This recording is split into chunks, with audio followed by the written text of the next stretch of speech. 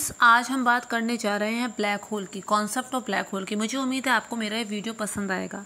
Friends, अगर आम जनता की बात करें जिन्हें जानकारी नहीं है तो वो ये समझते हैं कि ब्लैक होल एक ऐसी जगह है जहाँ पे कुछ नहीं है, बस वो अपने अंदर सब कुछ खींच लेता है और जो उसके अंदर जाता है वो हमेशा के लिए ख़त्म और फिनिश हो जाता है। तो फ्रेंड्स, ये बात सच जरूर हो सकती है कि जो उसके अंदर जाएगा वो कभी लौट के तो नहीं आ सकता।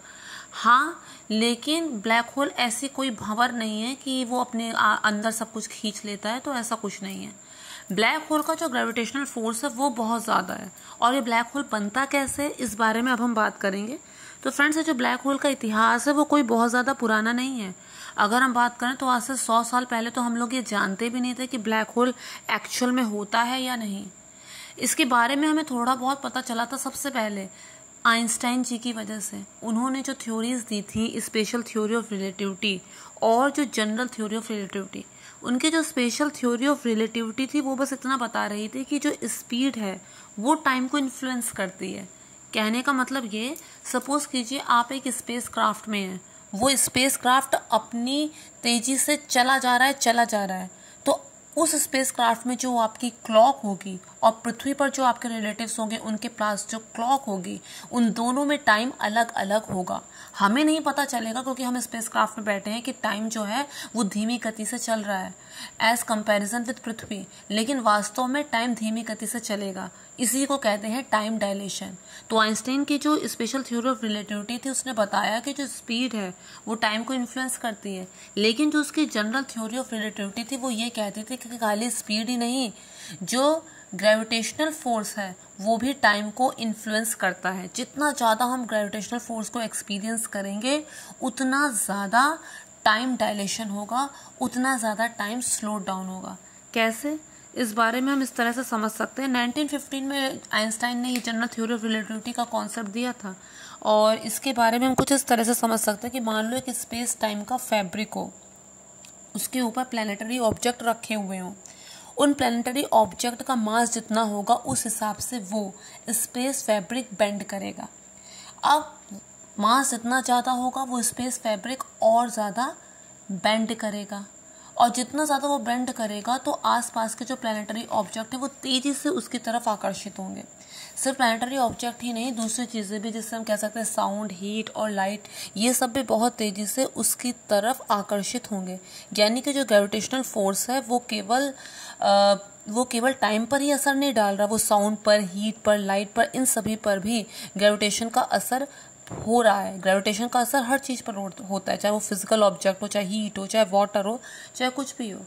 लेकिन साथ ही उसके जनरल थ्योरी ऑफ रिलेटिविटी ने ऐसा भी एक्सपीरियंस किया कि कुछ ना कुछ ऐसे ऑब्जेक्ट जरूर होंगे कि लाइट उनमें एंटर तो करेगी लेकिन कभी वापस लौट कर आ नहीं पाएगी। लाइट उनके अंदर जाएगी लेकिन निकल नहीं पाएगी। तो ये जो है कम्प्लीटली हमें ब्लैक नज़र आएंगे क्योंकि लाइट को पूरी तरह से एब्सॉर्ब कर लेंगे। इन्हीं को ऑब्जेक्ट को उसने ब्लैक होल का नाम दिया, लेकिन इन्हीं को उसने ब्लैक होल कहा कि कुछ ऐसे ऑब्जेक्ट ज़रूर होंगे, लेकिन उनके जीते जी ब्लैक होल वाली बात खाली थ्योरेटिकल बनी रही। इसका कोई पुख्ता प्रमाण, कोई पुख्ता चित्र या फिर इस तरह की कोई बात कभी सामने नहीं आई। वो तो जब वो गुजर गए तो उसके बाद जो साइंटिस्ट थे उन्होंने उनकी जनरल थ्योरी ऑफ रिलेटिविटी में और ज़्यादा काम किया। भाई, नींव का पत्थर तो वो रख कर गए थे, उन लोगों ने और इनकी इक्वेशन सॉल्व की तो उन्होंने पाया कि नहीं, ये ब्लैक होल का कॉन्सेप्ट जो है वो खाली थ्योरेटिकल नहीं है, सचमुच में ऐसे होल्स हैं जिनमें लाइट एब्सॉर्ब होती है, जिन्हें ब्लैक होल कहा जाता है। ये जो ब्लैक होल है, ये जो शब्द है, ये 1960 में नाम दिया गया था कि ब्लैक होल, लेकिन ये जो वर्ड ब्लैक होल पॉपुलर हुआ 1964 में एक मैगजीन के माध्यम से, और 1967 में जॉन व्हीलर जो एक साइंटिस्ट थे उन्होंने कंफर्म कर दिया कि हाँ, ये ब्लैक होल सचमुच में होता है। अगर होता है तो बनता कैसे है? ये बनता है स्टार से, क्योंकि बनता है स्टार से इसलिए इसका सेंटर में कुछ ना कुछ मटेरियल ज़रूर है। ऐसा नहीं कि वो खाली जगह है, ना वो खाली जगह नहीं है, इसके सेंटर में कुछ ना कुछ मटेरियल ज़रूर है। अब जो सन है वो भी तो हमारा एक स्टार है, उसके बीच में न्यूक्लियर फ्यूजन रिएक्शन होते रहते हैं, हीट प्रोड्यूस होती है, लाइट प्रोड्यूस होती है। जो हीट प्रोड्यूस होती है वो बाहर की तरफ फोर्स डालती है, अंदर से जो हीट प्रोड्यूस हो रही है, बन रही है, वो बाहर की तरफ फोर्स डालती है।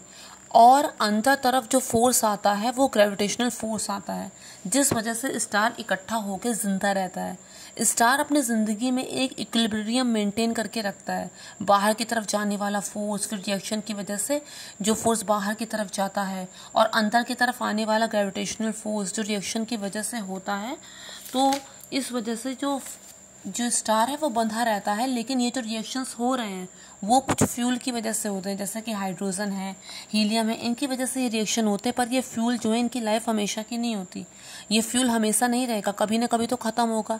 जब वो ख़त्म होगा फ्यूल, तो बाहर की वजह से जो फोर्स जाने लग रहा है वो रहेगा नहीं, और अंदर की तरफ जो ग्रेविटेशनल फोर्स है उसे काउंटर करने के लिए कोई फोर्स रहेगा नहीं। तो ये स्टार अपने आप में कोलैप्स कर जाएगा अपनी खुद की ग्रेविटी में। लेकिन ये सब एकाएक नहीं होगा, इसमें बहुत ही लंबा टाइम लगेगा। अब जैसे हम बात करें हमारे सन की, तो उसकी एज 10 बिलियन ईयर्स है। आगे क्या होता है ये डिपेंड करता है कि स्टार का मास कितना है। अगर स्टार का मास ज़्यादा नहीं है तो रेड जेंट में वो टर्न हो जाएगा। उसके बाद वो प्लैनेटरी नेबुला बन जाएगा या फिर वो वाइट ड्वार्फ बन जाएगा। लेकिन अगर स्टार बड़ा है तो फ्यूल ख़त्म होने के बाद वो रेड सुपर जेंट बनता है, और फिर जब वो फटता है तो वो सुपरनोवा बन जाता है। अगर कोर जो बचता है वो छोटा है तो वो न्यूट्रॉन स्टार बनता है, और अगर वो कोर बड़ा है तो वो ब्लैक होल बन जाता है। तो ये कॉन्सेप्ट है ब्लैक होल का कि ब्लैक होल बनता किस तरह से है। इंटरस्टेलर मूवी में इस चीज़ को बहुत ही अच्छे से दिखाया गया है। और ये खाली ऐसे ही फिक्शनल मूवी नहीं है। साइंटिस्ट जो फिजिस्ट हैं उनकी देख रेख में, जो नोबेल प्राइज ले चुके हैं उनकी देख रेख में ये मूवी बनाई गई थी। तो काफ़ी कुछ उसमें अच्छा सीखने को, समझने को मिलेगा। इसके बारे में हम अपने नेक्स्ट वीडियो में बात करेंगे। लेकिन उसमें एक चीज़ फिक्शनल थी कि वो ब्लैक होल के अंदर गया और फिर वापस जिंदा वापस आ गया। तो ये पॉसिबल नहीं है। ब्लैक होल के अंदर कोई जाएगा तो वहाँ पर कोई जिंदा बचेगा, इसके कोई चांसेस नहीं है। वो बाद में जिंदा नहीं बचेगा। हाँ, लेकिन ये बात और है कि जो ग्रेविटेशनल फोर्स के जितना ज़्यादा करीब होगा, टाइम उतनी ही धीमी गति से चलेगा। इसमें दिखाया है कि जब वो वापस लौट कर आता है तो उसके बच्चे बहुत बड़े हो चुके होते हैं, वो दादा बन चुका होता है, और एक बहुत बड़ा टाइम बीत चुका होता है। लगभग आप मान सकते हैं कि उधर का 1 घंटा पृथ्वी के 7 साल। तो इस तरह से टाइम बहुत जल्दी बीतता है। तो इसके बारे में हम बात करेंगे नेक्स्ट वीडियो में। तो फिलहाल हमने समझा कि ब्लैक होल क्या है। तो उम्मीद करती हूँ कि आप लोगों को मेरा वीडियो पसंद आया होगा। अगर पसंद आया तो मेक श्योर मेरे चैनल को सब्सक्राइब, वीडियो को लाइक और शेयर जरूर कीजिएगा friends. Thank you so much.